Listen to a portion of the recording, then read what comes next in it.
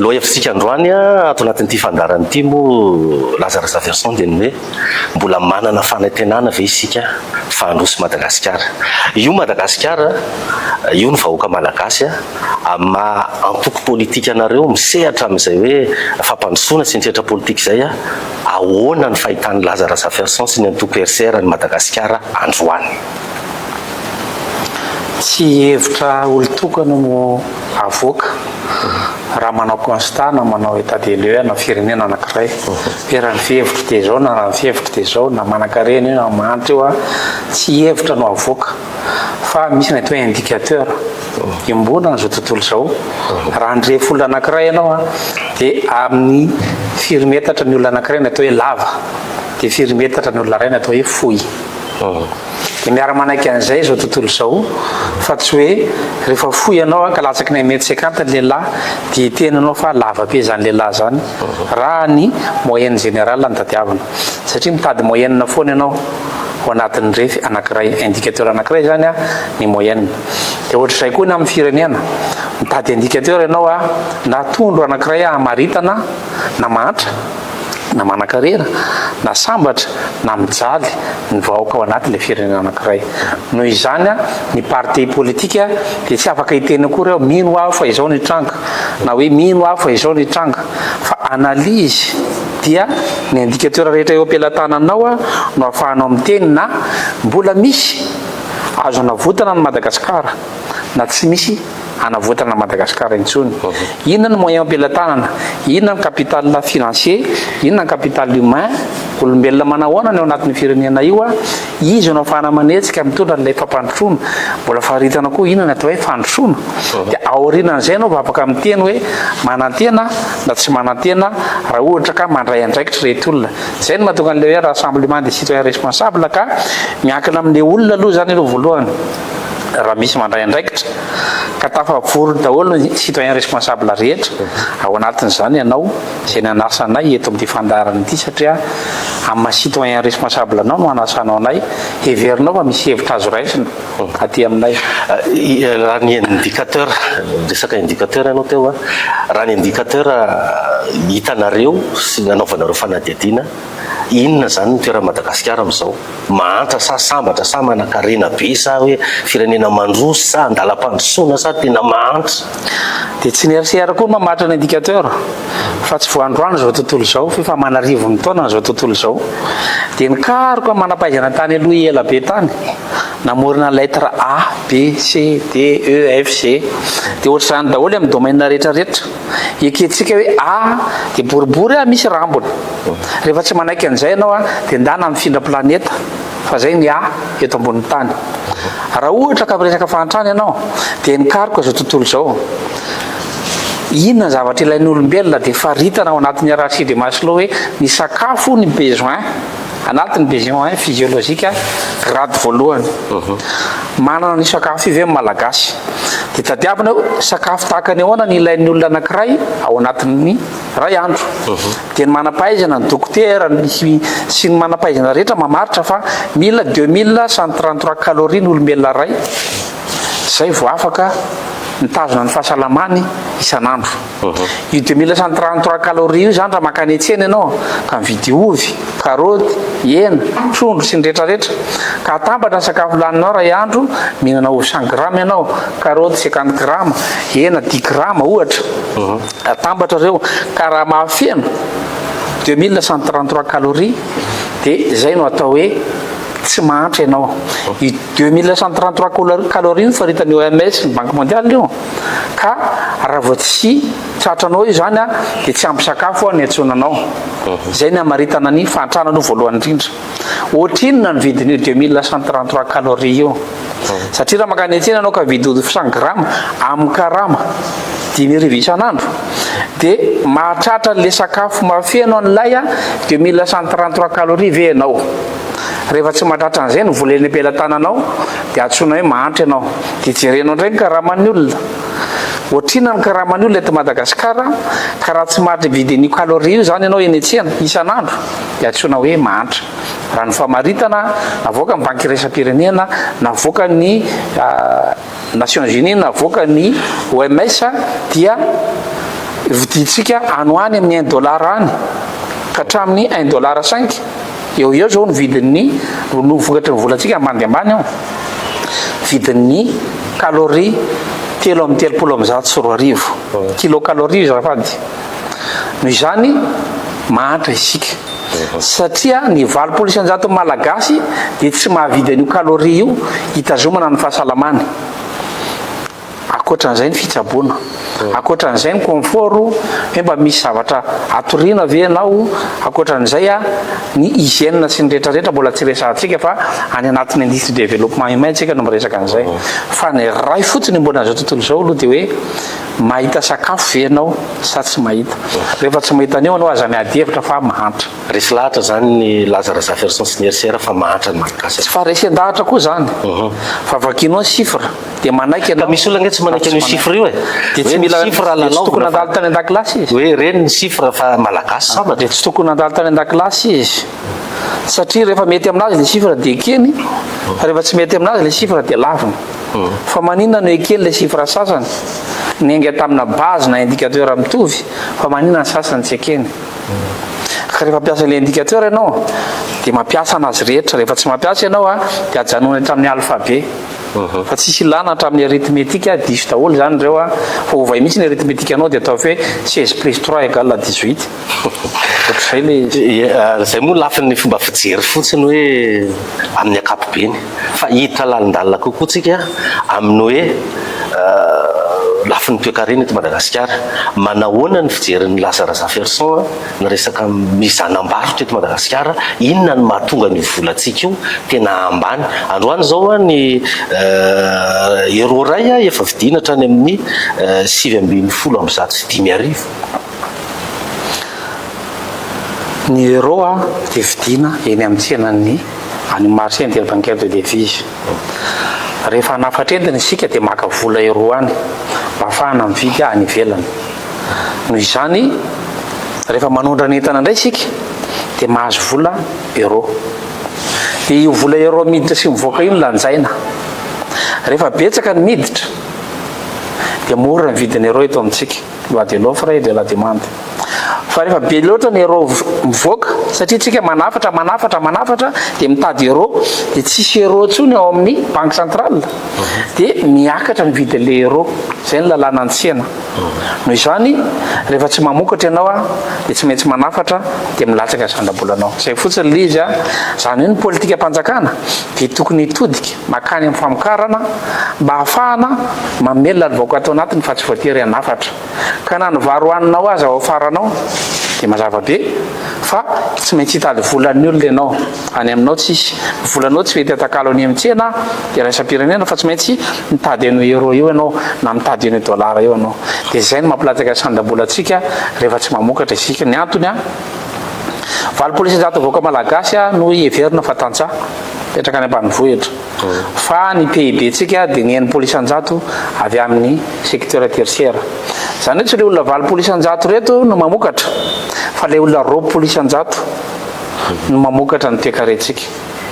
zany ny fanjakana tsy mitodika any amin'ny majorité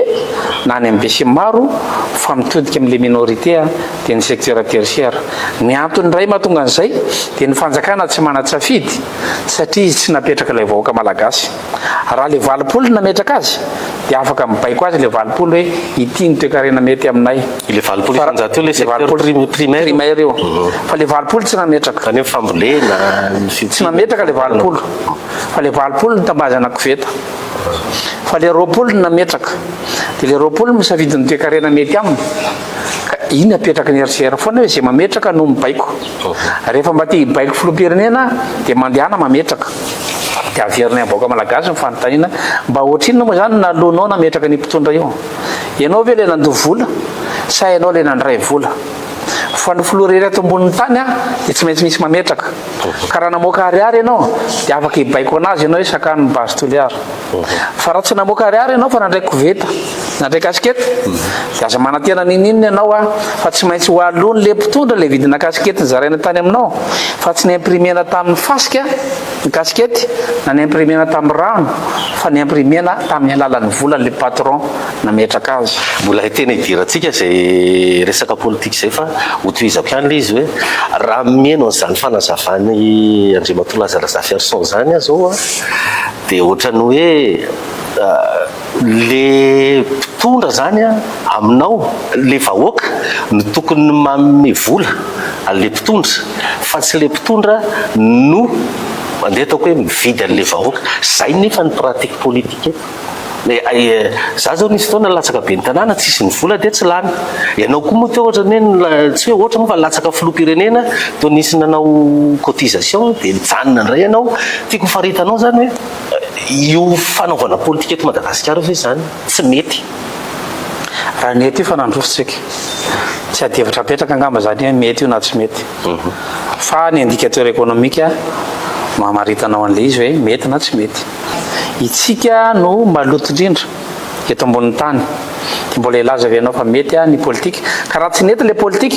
dia ato amin'le fanaovana politika, raha tsy nety le fanaovana politika dia ato amin'le fiarahamonina. Zany hoe mifandray daholo io, tsy le mpanao politika erery akory no ratsy. Aza adino fa ny mpanao politika tahaka anareo mpanao gazety échantillon. Raha maka mpanao politika iray ianao ka mandainga, maka faharoa ianao mandainga ihany izy, maka fahatelo ianao anaty orona mandainga ihany izy, tonga amin'ny fahasivifolo ianao mbola mandainga ihany izy. Population inona zany ao anaty orona? Mpandainga. Ireo mpanao politika ireo zany ny imaziny le vahoaka malagasy mpamitaka. Ireo mpanao politika sy mpanao gazety ireo, naka mpanao gazety no ataonao ministra nivadika, naka faharoa no ataonao ministra nivadika, naka fahatelo no ataonao ministra nivadika. Inona zany population nangalana azy io? Mpamadika. Ato amin'le fiarahamonina zany ianao mila mijery fa tsy hoe ny mpanao politika irery any amin'ny université ianao mahita manolana ny mpampianatra université, magistrat nge ny tompona taxi be dia ahoana moa ny asahin'ny police de barety anakana an'le taxi be ary raha tsisy papier izy dia miteny izy amin'ny patron io. Ny police nge ny tompona posiposy, ny mpiasan'ny commune nge ny tompona taxi bicyclette. Iza zany no anara-dalàna eto. Zay no mahatonga anay miteny hoe rafitra eo. Efa voadona daholo le rafitra rehetrarehetra dia tsisy manaraka ny lalàna tokony imetrahany intsony fa raha ho fonctionnaire anao manao activité hifaninanana amin'le fanjakana dia trahison daholo ny antsoina an'izany. Noho izany tsy anjara président de la république irery io akory fa vony mpanao politika, vony mpitsara, vony zandary. Efa mahititsika ny scandale rehetra zandary manondrana rongony, mahititsika ny risoriso any amin'ny mpitsara, mahititsika any amin'ny université tsisy raha manjary. Any amin'ny hôpitaly moa dia efa lasa any amin'ny hôpitaly privé daholo fa vonona ny hôpitaly mpanjakana vao nisy fijeroana vahaolom-belona an'izany tatoato. Ianao zany nge président Lazara Zafiarson ohatrany hoe manameloka an'le vahoaka malagasy satria lasa tafiditra ao anatin'io izy ianao mpandainga daholo indray zany le malagasy. Teny ve ianao fa madio vahoaka malagasy raha ohatra ka manao maloto eny amin'ny arabe fa mety hoe le mpanao politika no izy nametraka le mpanao politika ary ianao nge ty hanala ny responsabilité le vahoaka izy nametraka le mpanao politika. Zay nge nivokatry le volany raisinareo ianareo ne mivarotra fanahy fa maninona moa raha ohatra ka mividy voatabia eny an-tsena ve ianao dia ho tadidinao hoe mivarotra voatabia rapitso fa raha nanome cadeau anao izy hiverina eo anao sa tsy hiverina? Hiverina eo anao ka fa vahoaka malagasy nge mividina ka sody le fatra-pahalalan'ny vahoaka malagasy ny tsy afaka takatra n'izany. Zay le rafitra resahanay satria ny rafi-panabeazana nentina nanabe ny vahoaka malagasy no maty. Zany hoe miverina foana amin'le rafi-piarahamonina le izy dia mila manangana rafi-piarahamonina tsika manova rafi-panabeazana hikolokolo ny saina satria tsy misy kolotsaina eto amin'ny mpitondra ankehitriny atao hoe kolotsaina dia zavakanto tsisy ifandraisany zany. Ny kolotsaina nge tsy ary fa rehefa mikarakara hetsika ara-kolotsaina izy dia artiste no alaina fa nga ny kolotsaina nga ara tsisy zavatra samihafa ne zany. Ny kolotsaina zany ny maizy anao mihitsiny hoe tsy azo atao ny manolana zaza tokony ampianarana an-dakilasy nge zany. Efa nampianarana zavy ianareo tsy azo atao ny manambady prêt-à-pot efa nampianarana tany an-dakilasy nga zany. Zany nge tsy ampianarana an-dakilasy noho izany ny fady rehetrarehetra zay nampianarany taolo malagasy tsy ampianarana an-dakilasy azakaka ianao raha manao tafady amivoaka malagasy fa le fady igny tsy midika hoe ratsy fa misy zahatra tsy azo atao a dia zany no tokony ampianarana ny fanabeazantsika nefa hatramin'ny tantara diso idirantsika zay resaka rafitra zay rehefa avy eo fa tia mafanontaniana tiako apetraka aminao mampahitoekarenanao mbola mety amin'ny Madagasikara ve ny fandray amin'ny Bretton-Woods FMI Banque mondiale efa ela be mpamatsy vola mahazatra ny fomba fiteny nefa mbola zao ny toerana misy amin'ny Madagasikara. Nisy fanampiana nataon'ny ambasady amerikanina ohatra tany amin'ny faritra Morarangara tany Moramanga tany nalefa daholo hatramin'ny trano briky tôle sy ny rehetrarehetra miana association malagasy tonga tao ny dokotera sy ny rehetrarehetra hoe ampidinina any le mantra samy nangalatra tao na le dokotera na le mpampianatra sy ny rehetrarehetra rava le centre napiditra vola teto Banque mondiale amin'ny banky anazy mieritreritra intérêt koa izy satria mampiasa olona izy ao anatiny fa ianao hoe mieritreritra fa ny Banque mondiale ny responsable nafaty ny RNCFM na ny lalam-by malagasy satria ny contrôleur tamin'izany ka ny manakavana dia ny havan'ny contrôleur rehetra tsisy mandofo re tany amin'ny armady ny havan'ny piloty tsisy mandofo re taty amin'ny administration rehetra ny havan'ny mpitondra ohatr'izay koa ny any amin'ny jirama ny havan'ny mpitondra rehetrarehetra mahazo avantage dia la France avy ny responsable sany Banque mondiale zay lazako hoe fiarahamonina sy fanabeazana le izy mety misy fahadisoana tao tamin'ny politika Banque mondiale tsy lavina zany tany amin'ny ajustement structurel fa isika ndraindray a tsy te ho responsable ninona fa ny tompona ndraiky tamin'ny fahantrahantsika dia ry zareo any ivelany daholo dia tsika ny malomaloto amin'ny arabe dia Banque mondiale ny tsy mahomby mandeha any amin'ny province ianao a dia mahita WC misy soratra hoe financement Union européenne hatramin'ny toerana ovantsika maloto angatantsika vola ny ivelany dia le olona indramam-bola ve midiso ka raha ohatra ka mamilava ny ray mpianakaviana ka mihindrana vola izy sy tony toka fa tsy hanavotany le mpianakaviana dia le mpampindram-bola ve no metsika tsiny soyons responsable zay mahatonga ny hoe citoyen responsable ny atao anatin'ny RCR misy fahadisoana ny fomba ny raha ny asa hatramin'izay satria tsy tena tafapakany amin'le mahantra le vola samborina ny antony a misy corruption be dia be ao anelany ao raha superposenao na ampifanindrinao ny carte de pauvreté sy ny carte de financement dia tsy mahazo an'ilay pauvre ilay financement rehetra azo hatramin'izay noho izany a tao anelany tao nisy nanodina n'ilay financement ka ny Banque mondiale tsy nanana capacité hijery hoe tonga any amin'ny laza ve ny vola omenay zay ny olana satria izy tsy ao anatin'ny administration ny fanjakana tsy nanana capacité hoe tonga any amin'ny mantra ve ary ny fanjakana mihitsy aza no nanodikodina an'ilay vola ny fanjakana fandimby ndina resahana eto dia amin'izay fotoan'izay tsika nitady an'izay ty manomena tsiny foana fa aza dino fa ny fiarahamonitsika no miratsy orina tiako hazavainao kely Andriamatoa Lazare Zafinson lalindalina kokoa le hoe citoyen responsable anao inona zany le reo vahoaka reo hoe inona le responsabilité ho raisiny zay le fanabeazana tsy mila any an-tsekoly ny fanabeazana dia azon'ny fanjakana tao na any amin'ny transport public azy raha misy fanabeazana any amin'ny transport public hoe tsy azo atao ny manary fako eny amin'ny arabe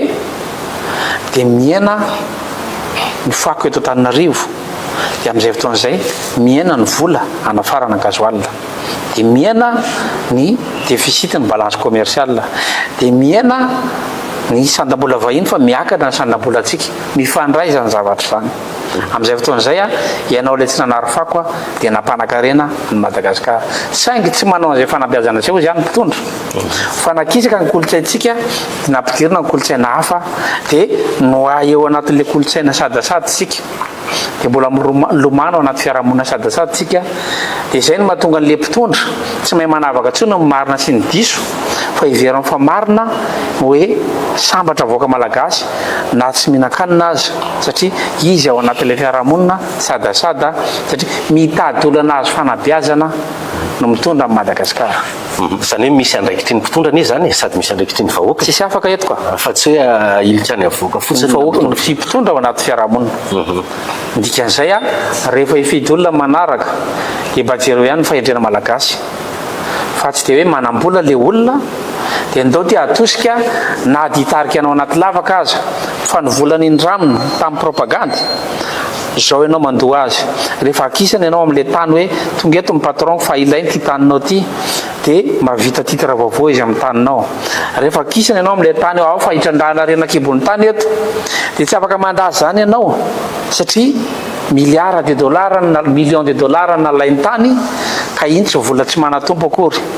fa tsy maintsy averina re tompoko mivolan'ny olona raha te hibaika mpitondra de mametraha mpitondra fa izay mametraka no mibaika mijery eto a zany raha mijery ny pratique politique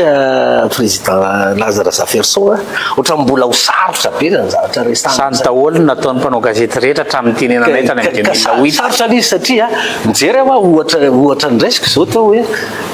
latsaka be ny tanàna zao tsy nisy vola tonga de tsisy mpanao mialatsy tsisy mpanao combien raha ovina no voovanao ty malagasy eritreritra fa moramora mitsabo cancer sa nareo mitady vahaolana moramora foana nefa le lavaka nangadinana nandritra ny 10 taona tsika nge nangady lavaka ilevena na 10 taona mieritreritra noditra aneo anatin'ny 10 taona ianao hoe tsy vita tanatin'ny 10 taona avitaiko 10 taona tsy possible zany possible zany soyons logique aleo atao mahitsy avoaka malagasy le manarina Madagasikara tsy vita vetivety fa azo atao nefa azo atao manarina Madagasikara izay nitondrana vahaolana azo atao zany azo atao mametraka fiarahamonina milamina de azo atao mampandrosa Madagasikara eo ny arenakibon'ny tany eo ny arena voatsanahary eo ny fiarahamonina mbola misy azo récupérena ihany eo ny manapaizana mbola azo atao manarina Madagasikara idiratsika zay rehefa le vahaolana avy aminareo RCR fa ono resaka politique ty nareo ve mpanohatra sa fomba ny fitondrana de averina koa définition atao hoe mpanohitra ny zavatra toerina de idéologie fa tsy olona ka ny mpitondra tsy misy idéologie le idéologie dia manana eritreritra ianao na nofinofy hoe fiarahamonina tahaka ny ahoana no hitranga aorinao fametrahana fiarahamonina zany ny tanjon'ny idéologie ny mpitondra fanjakana zany raha tsy mieritreritra hoe ametraka fiarahamonina tahaka ny ahoana de tsy mahana idéologie izy fa raha miteny izy hoe za nanamboatra lalana nanamboatra tetezana nanamboatra trano nanamboatra manara-penitra de tsy mahana idéologie izy satria tsy amin'ny alalan'ireny ny fananganana fiarahamonina ty fitondrana am'izao ty zany tsisy idéologie hoy zany ny fandimby rehetra teo tany amin'ny deuxième république nahitatsika idéologie farany zany hoe manenjika fiarahamonina socialiste tany ianao nanenjika hoe fiarahamonina tahaka ny ahoana ny tiana ho apetraka tsy tafapetraka moa le izy no ny antony maro samihafa ka izay idéologie zay ny mampiavaka ny RCR hoe consciencisme hoe fahatserovan-tsaina amin'ny fitondran'ny RCR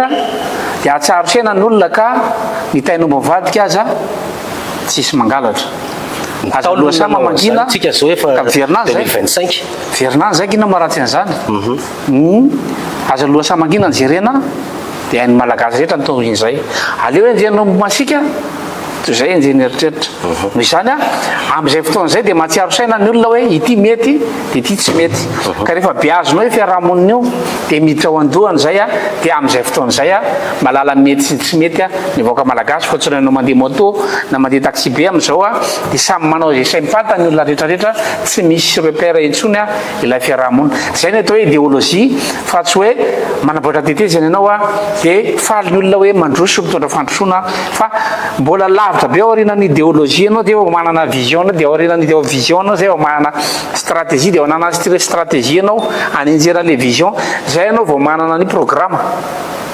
de any anaty programme anao vao miteny hoe raha anamboatra mbola misy institution aza aorinan'le idéologie hoe ireto institution reto manatateraka mivoy an'le idéologie mba hatongavana amin'ilay fiarahamonina eritreretina apetraka verina amin'le fanontaniana mpanohatra zany nareo sa tsy mpanohatra raha izay famaritana nataonao zay am'izay fotoana zay raha ohatra ka mahana idéologie le mpitondra ohatra mametraka idéologie anankiray izy ohatra hoe capitalisme izay aty amin'ny consciencisme de tsy mitovy l'idéologie nay de am'izay fotoana zay afaka miteny na mpanohatra ary nandray fijerinao ny mpanohatra le milaza ho mpanohatra le fitondrana am'izao ka samy manana définition ny fanoherana nge hoe ino moa ny idiranay am'izay an'ny olona any fa manana définition ny fanoherana ataony izy fa ny anay zay raha manohitra dia mahita fa tsy misy vinam-piarahamonina mazava, tsy misy institution ciblé ametraka fiarahamonina. Tamin'ny andron'ny sosialisme tsika dia mametraka hoe filan-kevitra faratapin'ny tolom-pivotana, misy mandatezana miaro ny tolom-pivotana, reo zany miaraka maniantsika n'le tanjona atongavana amin'ilay sosialisme. Dikan'izay ny institution rehetra dia impliqué, fa ngahy ianao mahita institution impliqué amintsika amin'ny teny zao, satria tsisy idéologie imbonana reo institution rehetra reo. Dia reo ary mety ady, mety hifanipaka fa gestion affaire courante zay tsy anatin'ny propagande akory ny tokony atao hoe za namboatra lalana. Tsy mila miteny amin'ny zanako ao ianao hoe za hividy varo anao, fa devoir anao no manamboatra lalana, devoir anao no manamboatra tetezana. Dikan'izay nefa zay no hitsaran'le fomba ny fitondrana amin'izao zany hoe tena miasa ty fitondrany ty, mamboatra fotodrafitrasa be dia be. Zay zany no atao hoe mpitondra miasa. Ka ny fotodrafitrasa ndray mbola tsy mitondra fampandrosoana, fa ny 60% fampandrosoana dia azo avy amin'ny hatsarany olombelona, ny 20% avy azo amin'ny ressource naturelle, ny 15% no azo avy amin'ny infrastructure. Ka raha manao infrastructure tsara be azy ianao, fanaovan'ny olona maloto ao anatiny, inona ny dikany? Nanao EPP manara-penitra ianao, le zaza rehetra tsisy mana-tsavony ny tokantrano, naloto indrindra ao anatin'ny ray volana andana ianao mivisite EPP manara-penitra. Fa raha mbola mahita EPP manara-penitra madio ianao dia mba asehoia. Dikan'izay rehefa ratsy le olona dia ongotany daholo le panneau solaire eny amin'ny digy, infrastructure zany. Mbola mahita jiro mirehitra anao mamdidy ny feno arivo iny amintsika amin'ny teny zao, nisatsika vola io, nalotsika vola io, nakaiza le izy. Rehefa ratsy le olombelona dia tsisy développement, fa 60% ny chance de développement dia avy amin'ny olombelona. Noho izany investissement aty amin'ny ressources humaines aloha, atsara ao aloha le qualité-n'le olombelona. Fa rehefa ratsy ny olona na omenao fitaovana azy dia tsy hainy mampiasa an'io, manandrama ianao. Atero any ambanivohitra any ny drone hoe ty drone mba hanarahanareo ny ombonareo, fa tsy hainy mampiasa ny drone io dia ataony kilalaon-jaza io ka navidinao 50 millions ary le drone dia raha afaka apitsony dia tsisy lana. Tsisy mandeha amin'ny laoniny mihitsy ne zany ty fireneny ty raha mianao zany fanazavanao zany raha mandeha io toko zay tsy nanao politika, zay tsy fanihana amin'ny antoko politika ane. Raha mandeha ino moa anaovana politika, izay ao anatin'ny RCR tsisy mivelona amin'ny politika, fa tena tsy mandeha le izy dia amin'ny citoyen responsable. Dia ndao raisina ny ndraikitra, ndao mba hoavotana ilay firenena. Mety avoaka malagasy zay, fa zay no tena tsy mora. Dia zay tsy afaka mpanantena raha nahita propagande ny RCR ianao ka nampanantena zavatra hoe ovitainay ty na hoe hoafahana ao anatin'ny 5 andro nofanitranareo. Problème ngeza be ny Madagasikara, enimpolo taontsika nandavaka. Mamahany io zany fa ny talohan'izay zany tsy maninona tamin'ny andro ny fanjanahantany zany mety tsy lavaka indicateur économique no tsy misy, fa ny fantatra dia hoe ny indicateur tamin'ny première république mbola ny sakafo ny malagasy, mbola ny tafo ny malagasy, mbola tsy saturé ohatr'izao ny ville, mbola tsisy rano tapaka, dia mbola tsisy jiro tapaka. Zao ngefa be embouteillage, tsy fantatra hoe indicateur na dia mamaky boky indray ianao dia ina hoe be embouteillage efa mandroso be. Karaha miteny le olona hoe monstre, ny monstre zany amin'izao lasa positif. Ianao nge mahavaly an'izany, izy miteny hoe embouteillage monstre. Tsika amin'izao fotoana izao zany raha mahita monstre dia tokony hifalitsika, gazagaga tsika raha ohatra ka hivadika monstre zany ny fitondrana eto amintsika dia hifaly daholo tsika rehetrarehetra. Indicateur ny vakina, dia tsy indicateur forono ny lazara zato fa tsy za tompoko ny namorona an'le teo. Mamaky fotsiny aho hoe ny olona latsaka ny 2 metatra sasany raha lehilahy izy dia antsoina hoe foy. Tsy zany namorona an'izany. Ka raha tsy manaiky an'izany ianao, fa ny plafond dia à partir de 2,80 m no ekeny ny mpanao bâtiment hoe zay izy ny antonony, fa raha latsaky zay izy dia iva ny plafond. Zay ny indicateur. Ka tsy hiteny ianao hoe ano ny plafond ianao dia midona eto ny plafond anao dia mbola lava ihany ny fiantsoanao an'io. Noho izany misy norme imbonana zao tontolo izao, fa tsy hoe rehefa mividy tomobile ianao dia ataonao fefa metatra ny elanelany seza anankiroa dia miforitra daholo ny olona ao anatiny, fa aminao zay normal. Nefa ny taille moyenne ny olombelona efa fantatra. Ya, eny ary isentsika amin'ny alalan'ity dokam-barotra ity dia hiverina indray ao anatin'ny fandarana rehefa avy eo.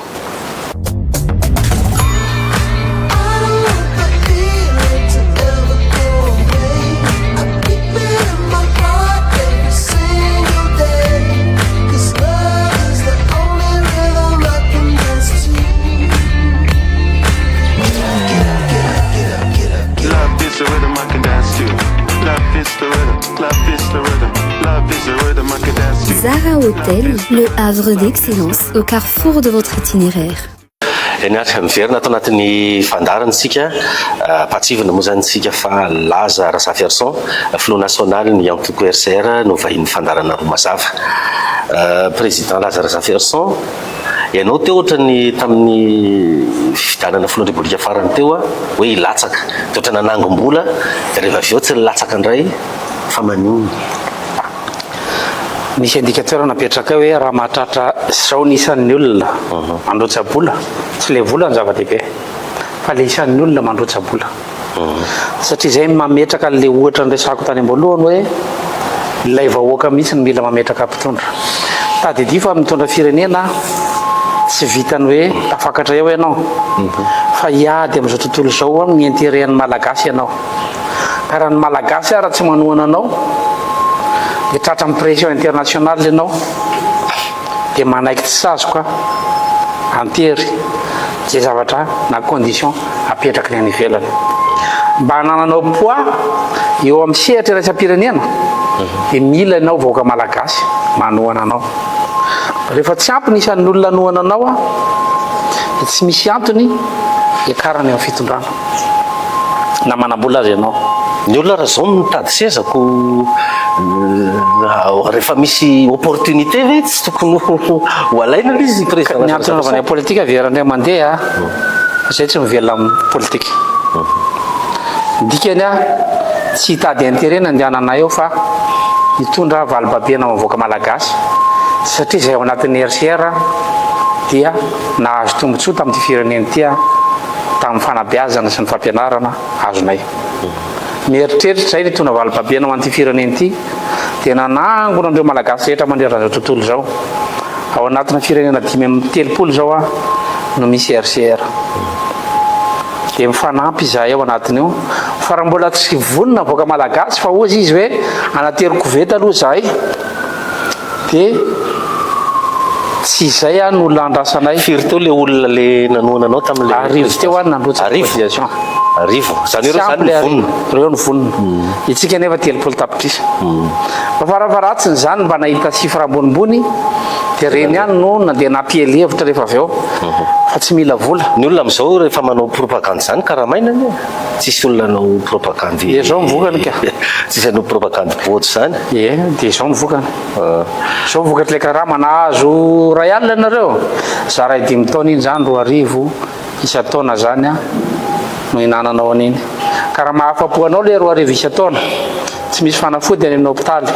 tsisy fanabeazana any an-tsekoly tsisy marina sy rariny any amin'ny fitsarana tsy misy fandripalemana any amin'ny gendarme sy ny polisy tsy misy filaminana any amin'ny arabe vovoka sy loto sy rano maloto ny iananao embouteillage monstre no iananao isan'andro san'andro zay reo tompoko mividin'le ray alina ka rehefa tsy hotantananao Madagasikara fa mba ho tiavinao mba hamalibabena Madagasikara ianao fa tsy hioty fotsiny tsy mieritreritra malibabena dia zao ny vokany ka aza manantena propagandy ho karamainy RCR fa tsy mampanina anay mihitsiny raha ho hijanona ohatr'izao foana Madagasikara rehefa tsy vonona voaka malagasy na dia marary aza ny fonay hoe zao ve ny hafaran'le firenena fa izay mantsy voaka malagasy noho n'izay aretina zay hoe mba marary ianao no mijery ny mpiray-tanindrazana zara raha mahita hohanina. Raha ny fahitako azy zany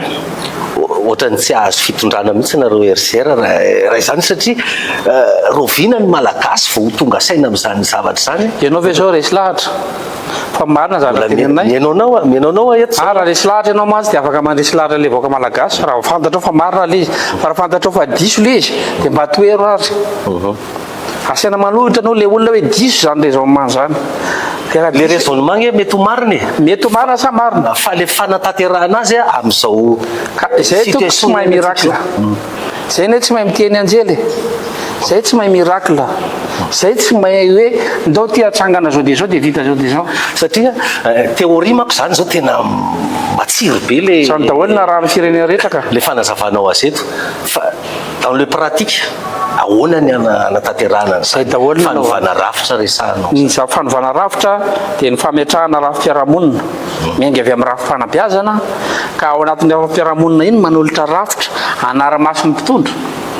Dia rehefa mipetraka ny système de contrôle manerana Madagasikara hoe ny mpitondra any amin'ny base misy mpanara-maso, ny mpitondra TFUB misy mpanara-maso, hatramin'izao mpanara-maso tsy manara-maso ny mpitondra. Ny député-tsika tsy nifidiana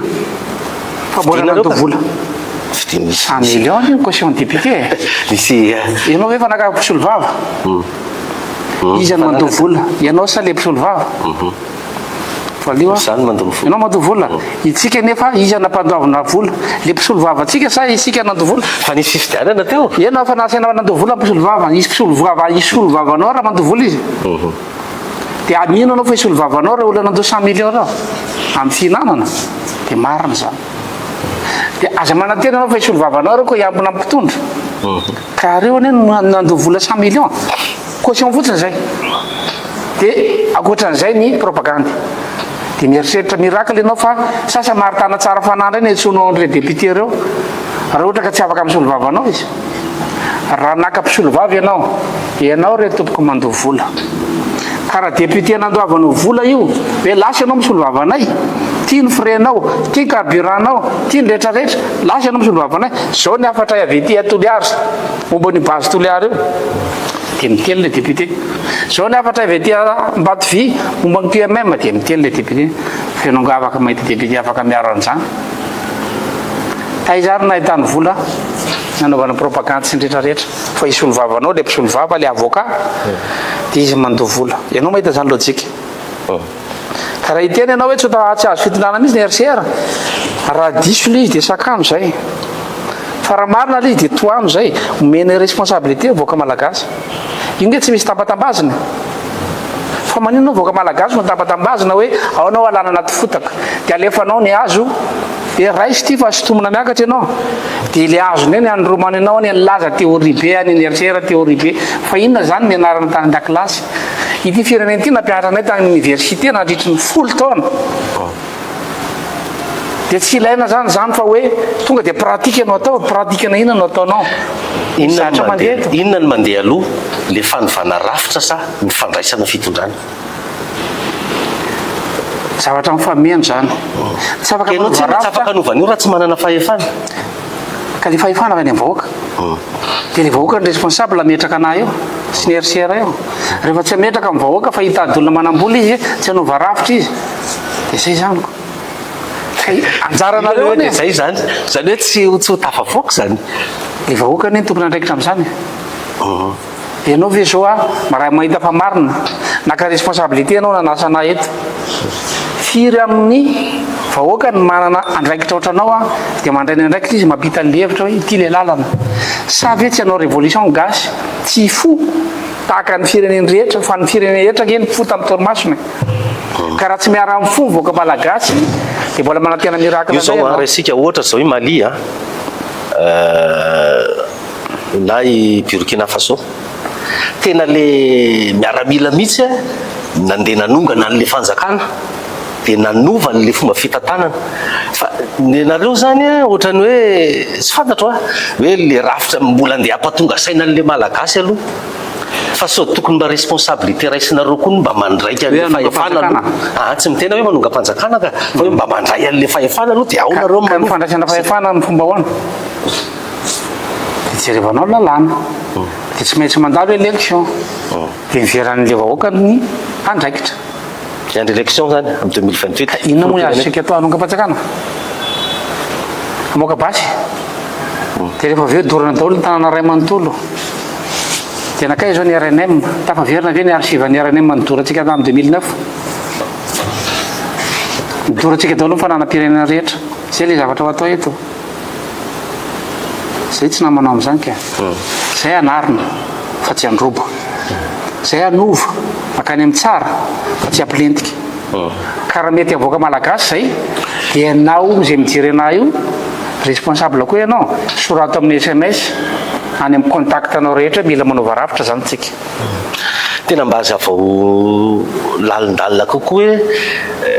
inona le manova rafitra inona le misy zany ve voatanisatsaky eto amin'ny akapobeny amin'ny ianao hoe dia tsy mahita fa tsy normal ny fitsaratsika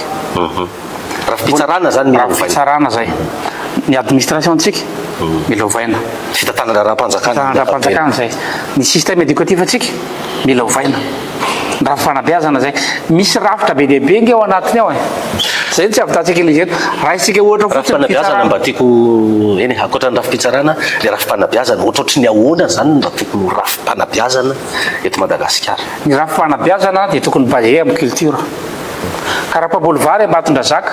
dia manana kolontsainam-bary noho izany ny fanabeazana mandeha any Ambatondrazaka priorisena ny vary dia mahay mamboly vary ny any Ambatondrazaka mahay mamboly vaniny any Sava mahay mamboly kafe ny any Tsimotsinana mahay mamboly girofle ny any Atsinanana dia mahay mitrandraka an'io terre rare io ny any Atsimo fa ngahy ianao mahita olona recrutenao Atsimo mahay an'io satria na fiainana taminazy hoe misy an'io ao zany hoe le fanabeazana dia entina hitrandrana ny rena misy eo atoerana sady hitsinjovana taranaka fanabeazantsika tsy nijeren'izay fa nibeaza ianao mpiasan'ny administration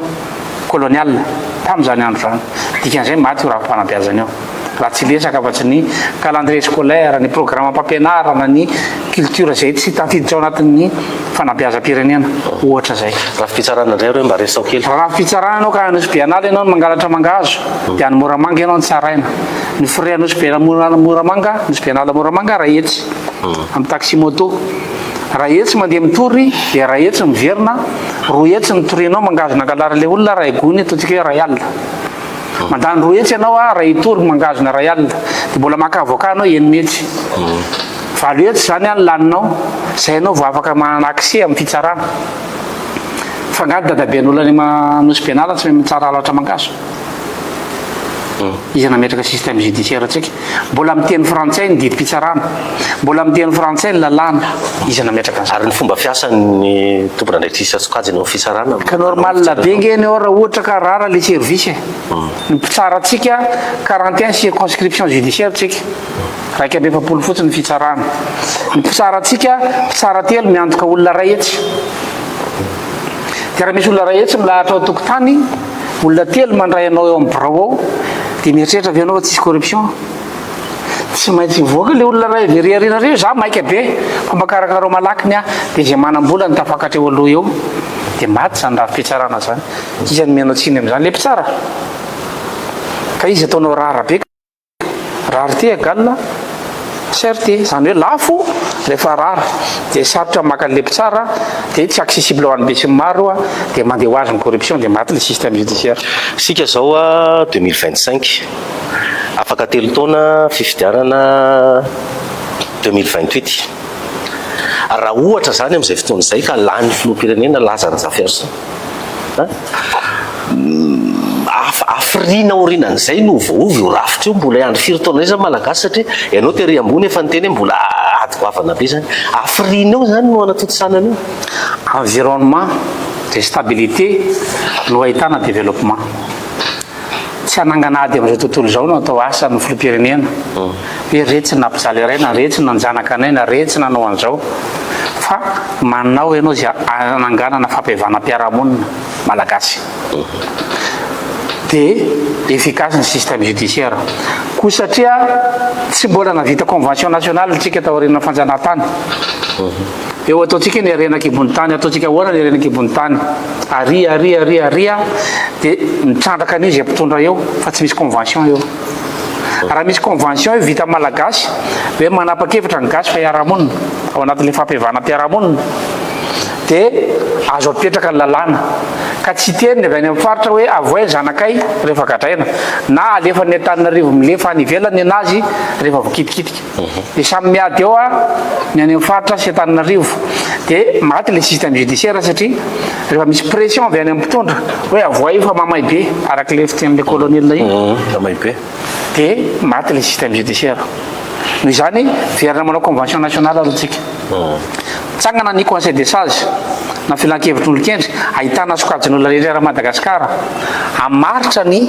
convention nationale. Tsy any Maputo tsika manao an'io na ny Dakar hoe Dakar 1 Dakar 2 Maputo 1 Maputo 2 ndao ataontsika Andasy be na ny Maiva Tanàna na ny Moramanga na ny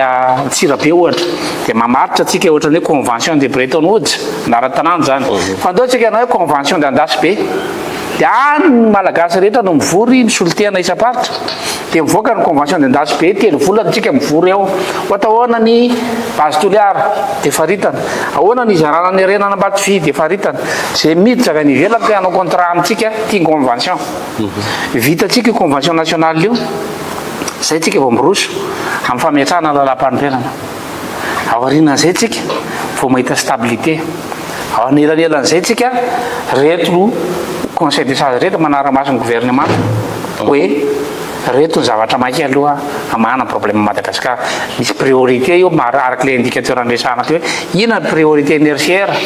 ina ny décision raisy inertiaire voalohany raha tafakatra amin'ny fitondrana dia misy programme be dehibe indray eo ho tanterana hoe atao ahoana ny fitsarana atao ahoana ny fandriampahalemana atao ahoana ny fanabeazana dia izay le atao hoe programme ka tsy voazavatsika eto zany na mbola mino 24 heures ary zay satria zavatra efa ampolotona no miketrehana zany zavatra zany tsy ampy 24 heures développena zany eto fa fotsiny ny principe nazavaina voaka malagasy hoe rehefa mba heritreritra amin'izay ny taranaka fa tsy tia kibo androany ity ny jerena ka mahazo koveta dia faly fa mijery taranaka dia mitadiava olokendry sady manam-pahaizana hitondra Madagasikara fa tsy ampy ny fahaizana la tsy ampy koa ny fahendrena fa natao ifameno reo tsy mety zany hoe fianarana dia ampy hitondrana amin'ny Madagasikara nahita ohatra be dehibe tsika teto tsy mety koa raha hoe manam-pahendrena fotsiny nefa ambakainy zao tontolo zao dia alainy ny renan-kibony tany tahaka ny mahazo atsika amintsika miteny zao dia tsy afaka mievalue akory tsika hoe ohatrina mba ho azontsika amin'ny base toliary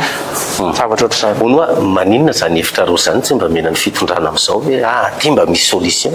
hoentina IRCR dia mba tsisy mahafantatra zany mpitondraka fa mba miproposenareo azy ve tsisy malala an'izany tsony voaka malagasy ndrezay eto Antananarivo matoa ianao nanasanay efa nainao an'izany ianao efa nanao conférence zay tete Madagasikara ray mampanao formation manao conférence zay isa 3 volana ho avy zay hanao conférence atoato hiantso mipiasa malagasy zay hoe ity ny tombony anareo raha miova ny rafitra hiantso ny opérateur zay hoe ity ny tombony anareo raha miova ny rafitra fa mijaly ny opérateur gasy amin'ny resaka système d'imposition na ny hetra eto Madagasikara mijaly ny syndicat malagasy fa ny karamatsika eto Madagasikara tsy mavita 3 andro ny karama farany ambany io tsy mavita 3 andro zany io dikan'izay ny 70 andro ambony mbola mampirisika anao angalatra mampirisika anao anao ny tsy mety dia azakaka ianao rapotika ilay fiarahamonina fa tokony faritana ao anatin'ny convention nationale zany misy grille indiciaire no faritan'ny IRCR hoe zao ndray ny fomba entina manakarama ny voaka malagasy mba tsy siny ny elanelana be loatra eo amin'ny mpiasa malagasy ka isiny fanambakana sy nitsindry azo lena any amin'ny sehetry ny asa nisy fanadihadiana zay nataoko tamin'ny 2024 président Lazare Zaferson milaza fa ny malagasy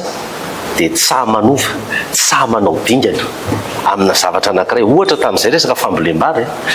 ketsa saritaka ny nataony dia nyresena lahatra izy hoe ataovy ketsalinina volo vary maro anaka io fa sarotra be napitan'izay information zay ianao ve mety manana toko hoe afaka iova ohatra zany io voaka malagasy io atsoaty satria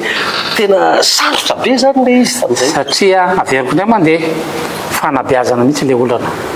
les ressources humaines agricoles atsika ambany araky ny teny banque mondiale hoe T3 ka raha nazava amin'ny T3 ianao hoe zao no mety dia tsy ho azony le izy akaranao ny nivaon'le olona ny fanabeazana rovina nefa ianareo amin'ny 2028 vao ndray fanjakana io zao fanjakana mipetraka eo ahoana ny ampiakarana ny niveau ifetifety zay ve moa anohitra voaka malagasy io ngeny tiany sangy afaka manohitra anazy zay tiany io misira betsileo zay tamin'izay mbola nianatra tamiko zay zay tiany voaka malagasy io rehefa mbola tiany io dia eo io ka leo am'le fampiakarana le niveau mihitsy agnetsy le hoe andraikitray zay mpanao politika dia andraikitro zay raha zany président de la république dia tonga anao président de la république aloha io ihany le niveau zay le mahatonga le olona amiteo ianareo théorie fotsiny fa tsy manao ino moa zany ny andraikitro zanga mahana pouvoir entina manabe mivoaka malagasy fa zanga mahana action am TVM ohatra zanga mahana action aiza n'aiza fanjakana nge tsy miraraha an'izay mpanabe tsy miraraha fampianarana akory aza izy tsy miraraha ny université izy zay mpanabe rehetrarehetra manitra daholo ny mpampianatra rehetrarehetra ka raha tsy averiny fanjakana mihitsy ny lanja ny fanabeazana mpampianatra firamany mbola mandray 80 000 ariary any aminay 80 000 ariary ka raha tsy averina ny lanja fanabeazana dia zay vao mety ka rehefa tsy mbola mpitondra dia iten'ny olona hoe any anareo théorie fotsiny fa mbaiza mba zavatra vitanareo kina ny zavatra tadiavinao ataoko nefa za tsy mpitondra zanga mahana fahefana na tianao aza voasakana zay ny fanomezantsiny azony matetika dia mitsotra indrindra dia zao ianao le hevitra raha marina aloha nanana zany hevitra zany ve mpitondra talohan'ny akarany teo raha tsy nanana izy zay manana raha nanana izy vérifier raha nataony le izy na tsy nataony fa aza sidoka fampanantenana pokaty ka hiteny iray ny olona rehetrarehetra hoe zao mifanompo eo ny mpitondra sy ny mpanohitra dia zay no enoantsika eto isanandro sanandro fa andao re mba hitodika ho an'ny taranaka malagasy mety amivoaka malagasy zay dia mety raha tsy mety avoaka malagasy zay a dia mba ohatran'ny olona rehetrarehetra nandalo zay nisy an'izao olona tamin'izany andro zany fa tsy naraha mivoaka malagasy ka zay tsy afaka nanovana an'iny nareo nefa tsy kivy nareo hoe mbola mafy be le adinareo anatin'le izy ny algorithme anatin'lohan'olombelona ne samy manany azy fa rehefa napetraka ho amin'izay toerana zay ianao hoe anabe fiarahamonina dia tsy mijanona amin'iny ianao mandrapahafatinao raha kivy zay tsy niakatra teto aminao teto fa heverinay fa misy fanantenana mamaly le fanontaniana misy citoyen responsable be deaibe any ary mivolana tsikelikely izahay misy manampahaizana be deaibe any ary koa izany zao tontolo zao fahaizana manampy ny RCR zany olo zany fa reo tsy afaka manao nininona raha tsy azo ny RCR amin'ny fitondrana dia averiko fitenenana andramoka zao dia anjaranao mamaly azy fa hono président Lazare Saverson tsy ampy patriotisme ve ny malagasy matoa tsy risinareo lahatra tsy ampy fitiava-tanindrazana ve kiboany zavatra ny fantatry ny olona voalohany tsy mararaha tanindrazana zany izy a rehefa nona ka na ianao io azy ny instinct de survie aloha mandeha aloha ka raha misy alika manenjika ianao a ka na ty tandrazana tahaka n'inona azy ianao manoloana mibasy ny moraiky dia mifitsaka ianao dia heverinao fa tsy tia hiakatra analakely ve ny olona amin'izao fa mibasy ny moraiky ny zareo lalàna sy tanindrazana samy hafa ny définition ny tanindrazana kino moa zany ny ataonao efa teo a fanisamborona ny démocratie zany ndray ny définition de égalité de chance de influencer la décision du gouvernement dia eritreretinao ve fa raha miteny ny mponina any akongo dia hoen'ny gouvernement taty tsisy égalité de chance zany eto na ny mpanohitra fotsiny azy no miteny efa tsy henon'ny mpitondra dia tena anao fa izy démocratie eto voafatotra retsika tompoko zay ny vokatr'ilay t-shirt sy casquette ny raisinareo ahoana ny hevitrao président Lazare Saverson efa nisy ny resaka foana teto hoe réconciliation nationale fampihavana pirenena ianao ve mba miombon-kevitra amin'izany hoe tokony ianao fampihavana pirenena tsika raha mpiaramonina ny resako teo zao anie zany fa tsy andry ianao amin'ny 2028 e ka afaka mampiavana ve ny olona ny ady ohatranao ohatra mba mitondra ny misy critère ny izy mba hitondra n'izany raha mitady fampiavana ianao a dia mitady olona tsy mbola ny ady aloha afaka mampiavana ve ny olona avy namon'olona anaiky ve ny avan'le maty hoe io zany nitarika fampiavanana eo nefa ny avanao ny vonony tsy mafehy mifepetra ny fitondrana kehitriny hitondra fampiavanana na ny fitondrana teo aloha tsy mafehy mifepetra hitondra fampiavanana ianao mitondra azy ohatra ny RCR ohatra mampiavana an'ireo zany satria raha olona mitovy hevitra aminao daholo ny olona dia zay zany izy fa raha ozy ndray ny olona hoe zay tsy mila RCR mihitsy zay ndray zany misy ka ny RCR oa tsy afaka anao forcé pe ty tompoko zay efa ny anareriny marina tsy ny anareriny fa ilaina nefa ve le fampihavanana pirenena averiko ndray mandeha fa raha te hiatrika azo tontolo zao tsika na hiatrika amin'ny bailleur de fonds tsika na hiatrika multinational rehetrarehetra amin'ny convention mba tsy azahoantsika 1% ao anatin'ny base toliary ohatra mila mirahina malagasy firaisan-kina rery no afahana miatrika ny any ivelany fa rehefa tsy mirahiny tsika fa miady le mpivady dia any amin'le ramatoa ny miditra mpampindram-bola na any amin'le rangaha dia bokatrosa ihany le tokantrano fa makany amin'tsy izy le vola fa tokony mifanara-tsaina tsara mifanara-tsaina izy mivady dia mifanapa-kevitra tsara hoe isambola tsika sa tsy sambotra raha zao ny ampiasana an'io dia mety zay fotoan'izay a mahita tombony a le tokantrano noho izany a ndao hifanaraka esory ihany a ny zavatra tsy mampitovy antsika ndao tsika hitady Madagasikara ahitana fiarahamonina mirindra dia mifanaraka malagasy hoe mba adino ihany ny ady tany aloha tany fa ny olona tsy miady olom-bota fa zay tofo mpamosavy noho izany na i Frantsa aza dia miady tany amin'ny tena 1700 tany miady atrano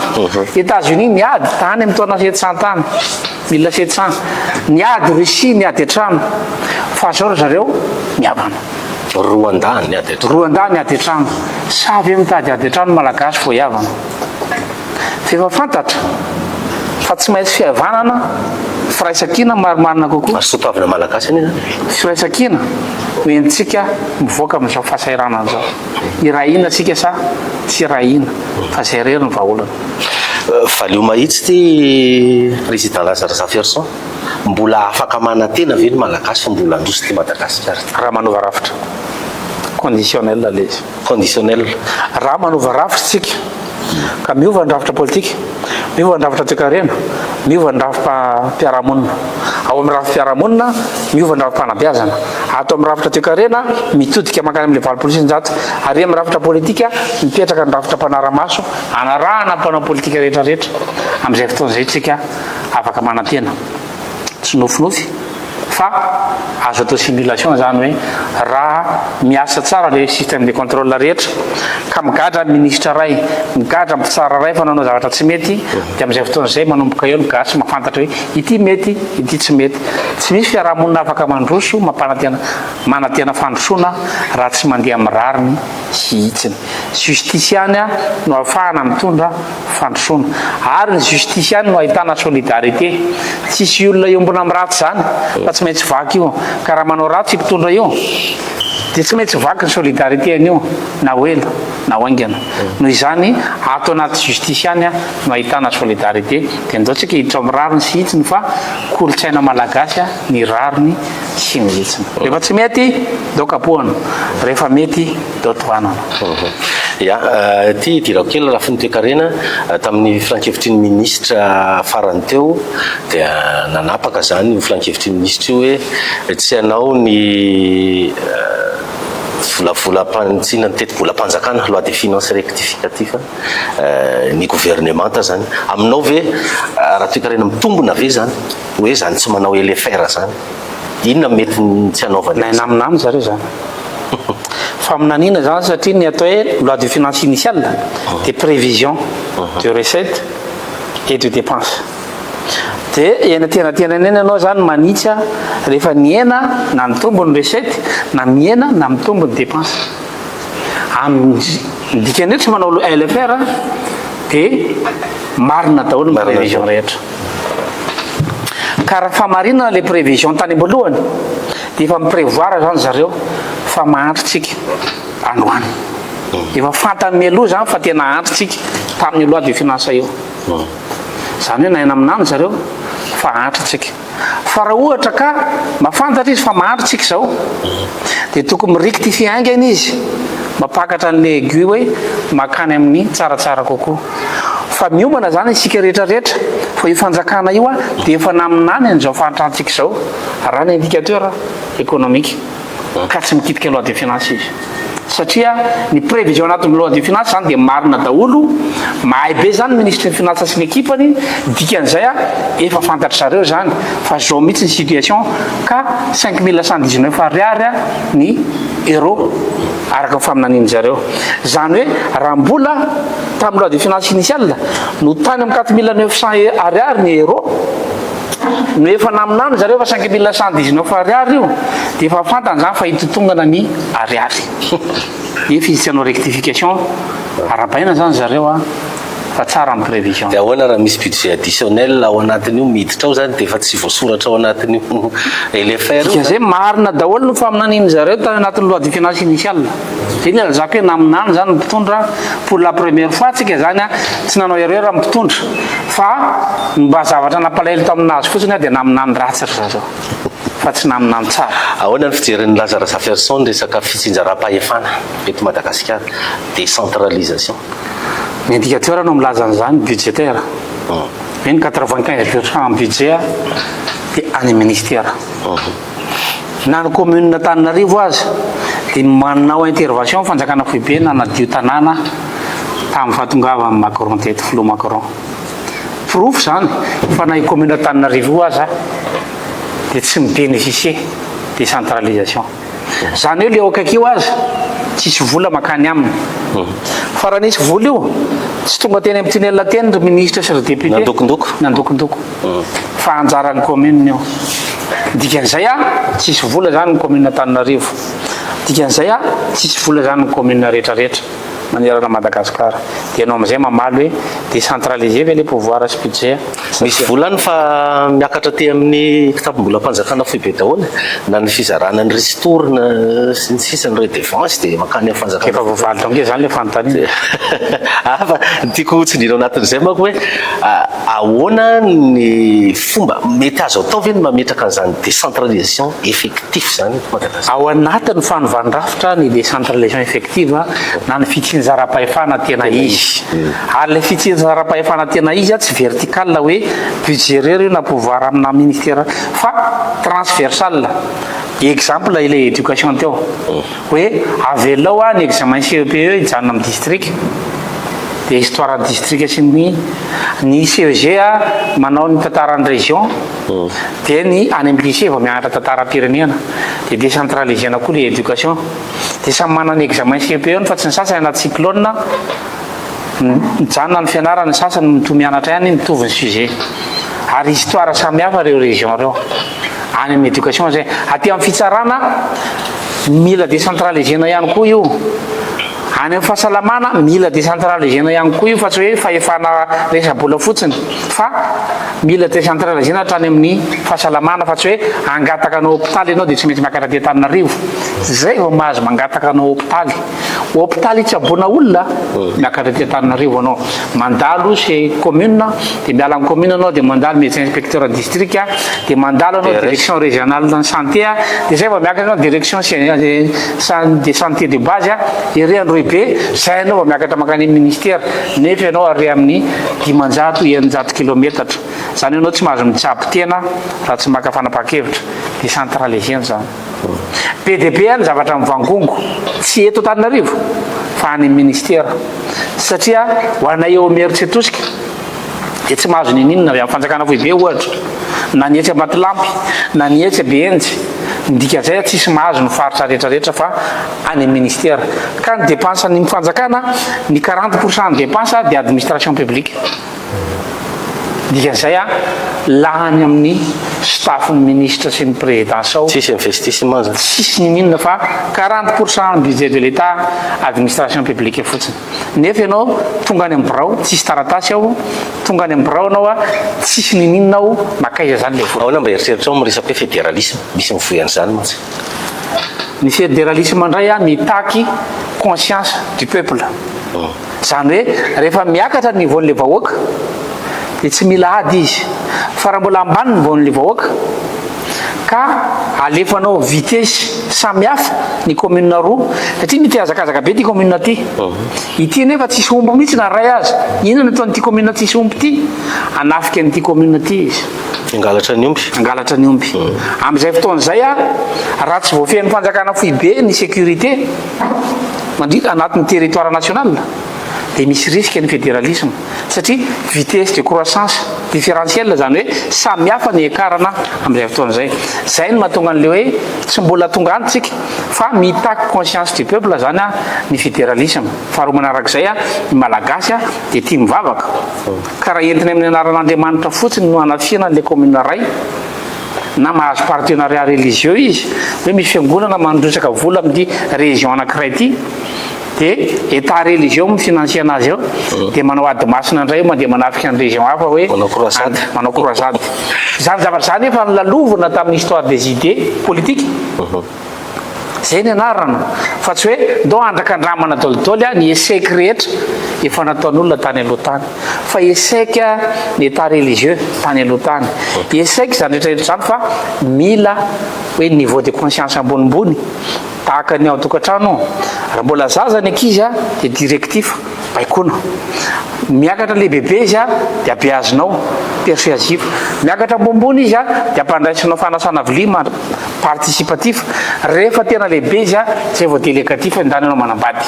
Fa tsy mbola ry amin'le mbola niveau ambany ry le zaza tonga dia hoe raiso ny fahefana ndany anao manambady